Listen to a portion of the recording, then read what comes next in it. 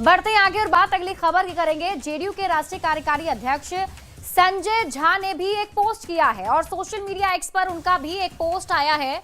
ये पोस्ट हम आपको दिखा रहे हैं, जिसमें संजय झा का ये पोस्ट आप देखिए। ये कुछ आंकड़े उन्होंने यहाँ पर शेयर किए हैं बिहार विधानसभा चुनाव से जुड़े हुए, जो वोटिंग परसेंटेज है उससे जुड़ा हुआ, और 7 दिनों का इंतजार वो इसमें लिख रहे हैं और नीतीश कुमार की तस्वीर भी उसमें है। अब जल्दी से आपको बताते हैं कि पोस्ट में क्या। देखिए, मुख्यमंत्री नीतीश कुमार जी के नेतृत्व में फिर से प्रचंड बहुमत के साथ एनडीए की डबल इंजन सरकार बनाने के प्रति पूरे बिहार में उत्साह दिख रहा है। मतलब ये जो वोटिंग परसेंटेज आया है, इस पर ये दावा कर रहे हैं जेडीयू के राष्ट्रीय अध्यक्ष संजय झा कि नीतीश कुमार की सरकार फिर से बनने वाली है, और शायद इसलिए 7 दिनों का इंतजार इसमें उन्होंने लिखा है। यानी कि मतदान जिस दिन 14 नवंबर को रिजल्ट सामने आएंगे, तो उसके बाद ये 7 दिनों का, सिर्फ 7 दिनों का इंतजार फिर से आ रही है नीतीश सरकार। यानी ये दावा उनकी तरफ से किया जा रहा है। उन्होंने और क्या कुछ कहा है, आपको दिखाते हैं।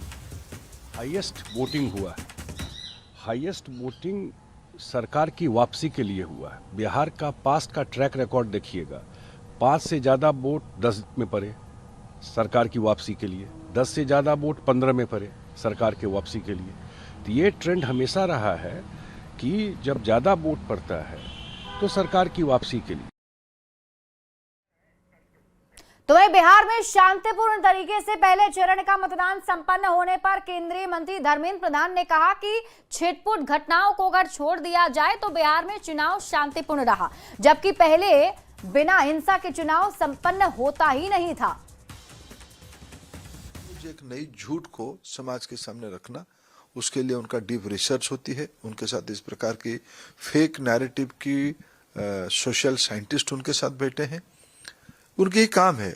जो लंबा समय कांग्रेस पार्टी पिछले दिनों में जितने सारे चुनाव हुए, पिछले लोकसभा में उनको सबसे ज्यादा वोट मिला पिछले 4-5 चुनाव के अंदर।